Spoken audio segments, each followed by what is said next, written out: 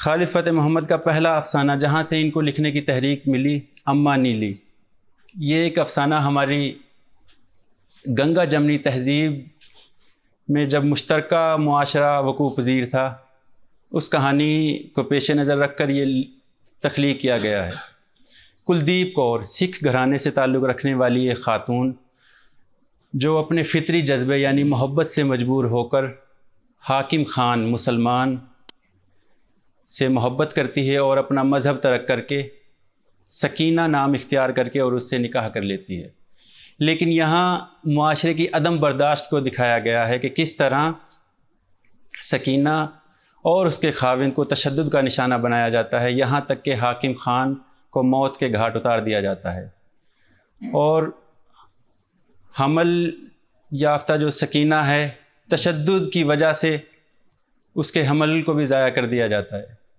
اب پھر سکینہ کے اندر ایک بدلے کی آگ جنم لیتی ہے۔ مصنف نے یہ بات اس طرح بیان کی ہے کہ سکینہ پھر ایک شام تنہائی میں سوچتی ہے کہ اگر میرا باپ سردار مہا سنگھ اگر 2 قتل کر سکتا ہے تو مجھے بھی 1 قتل واجب ہے، تو وہ رات کو سوتے ہوئے اپنے والد کو ختم کر دیتی ہے۔ اب یہاں خالد فتح محمد کا جو فن ہے وہ ایک عالمی سطح پر پہنچ جاتا ہے۔ جیسے ایک معروف ڈرامہ نگار شیکسپیئر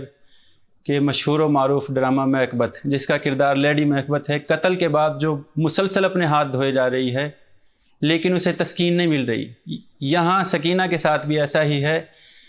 اپنے والد کو قتل کرنے کے بعد جب وہ خون آلود ہاتھوں کو دھوتی ہے تو اسے ایسا محسوس ہوتا ہے کہ ابھی خون نہیں اترا ہاتھوں سے، مسلسل دھوئے جا رہی ہے اور ایک نفسیاتی قسم کی کرب میں مبتلا ہے۔ آخر کار وہ نیل سے اپنے ہاتھ دھوتی ہے اور اس کو اپنے اس جرم کی جلن کا احساس کم محسوس ہوتا ہے۔ تو یہاں خالد فتح محمد کا جو فن ہے وہ اپنے عروج پر ہے کہ عدم برداشت کی وجہ سے جو ایک سانحہ وقوع پذیر ہوا، ایک خاتون کو صرف محبت کے جرم میں اپنے بچے اور اپنے خاوند سے ہاتھ دھونا پڑا،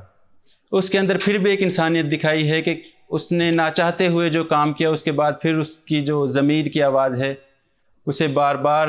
ضمیر کی آواز کے بوجھ سے دبنا پڑتا ہے، اور آخر کار وہ پھر اپنے جرم کو ایک خیالی تصور میں آ کر ختم کرتی ہے۔ نیل سے اپنے ہاتھ دھو کر اسے محسوس ہوتا ہے کہ اب یہ خون اتر گیا ہے اور میں اب اس قتل سے بری الذمہ ہوں۔